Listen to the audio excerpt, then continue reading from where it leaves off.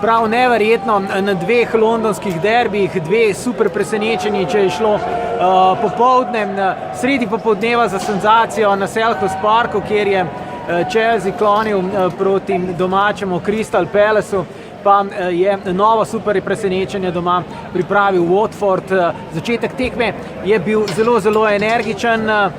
Arsenalovci so komaj lovili sapo, to, da kakšno razočaranje je doletelo domačo enajsterico tik ob koncu prvega dela, ko je po podaji iz kota po skoraj 4 letih svoj prvi gol zabil kapetan topničarjev Mertesacker. Po odmoru so domači stopnjevali tempo in takoj po vstopu dveh asov, Girouda in še prej Özila, je kazalo, da bo Arsenal se nekako dokopal zmage, tudi potem, ko je prav Özil zgrešil 100% priložnost v naslednjem napadu.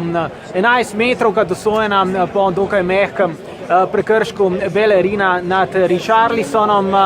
Troy Deeney, domača legenda, je izkoristil 11 metrovko v podaljšku, v sodnikovem podaljšku, to je v 92. minuti, pa po gneči in paniki v gostujočem kazenskem prostoru.